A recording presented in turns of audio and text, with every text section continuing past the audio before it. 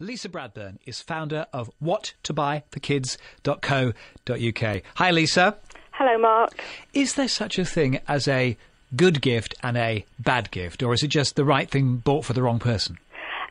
No, I think that there are good and bad gifts out there, definitely, Mark. Give me an example. Well, I would say, sort of from a child's point of view, it's very important with young children to look for something that would appeal to them. So, for example, if your child loves dinosaurs, then you're probably onto a winner if you chose a dinosaur-related gift. You see, it's all right if the children are your own, because you're with them all the time and you know exactly what to buy for them. It's when you've got to buy for children you don't necessarily see all the time. And I'm thinking nieces, nephews, godchildren, who you might only see once or twice a year. And that thing that you bought for them that they loved a year ago, that's so last year. Yes, definitely, Mark. I would say that there's probably 4 simple rules to follow if you are a little bit concerned when looking for gifts for children who you don't know too well. The first one is I would definitely choose something that's age appropriate.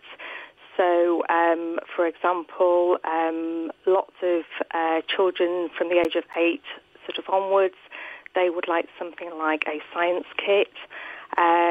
It's also very important to take into account their interests and hobbies.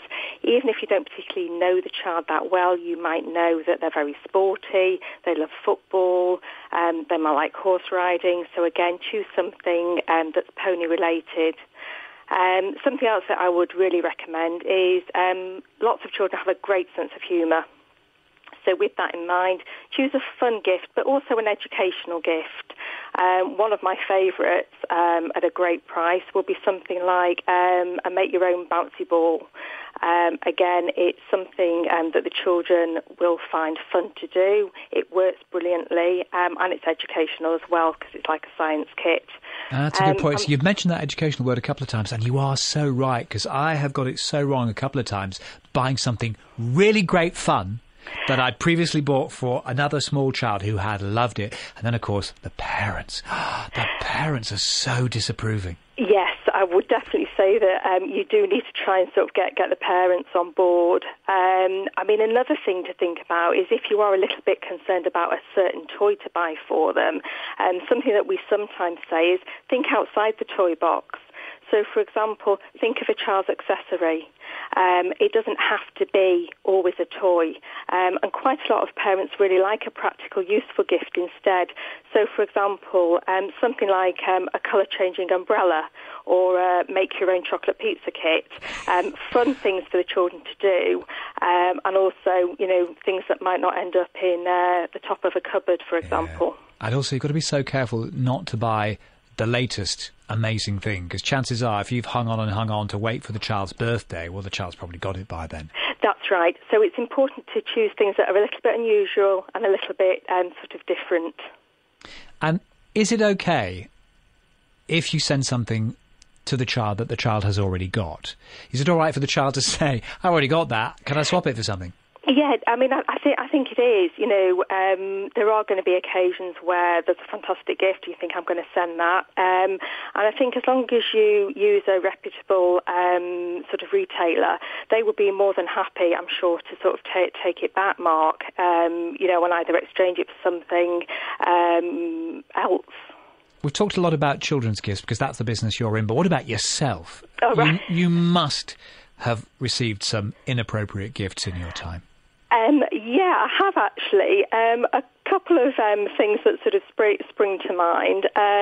One, I think probably the worst gift that I've ever received. I'm animal mad, and I do sort of have pets of my own. And somebody, I don't know whether they did it as a joke, but they actually bought me a pet rock. So just to explain that in a little bit more detail, it was simply a large black stone that came in a cardboard pet carrier with a little note on it saying, easy to look after, no cleaning or feeding required. So rubbish present. Sorry? Rubbish present. Really rubbish. I mean, as I say, it's literally sort of just as I say, it didn't even have a face on it, there's things that you can do like natural rock art where you can make a pebble into a creature like a ladybird. But oh no, it was literally just a large black stone. Well, I hope you crossed them off your Christmas card list. That's right, I definitely did, Mark. Well done, Lisa. Thank you for being a part of the show tonight. Lisa Bradburn, founder of whattobuythekids.co.uk.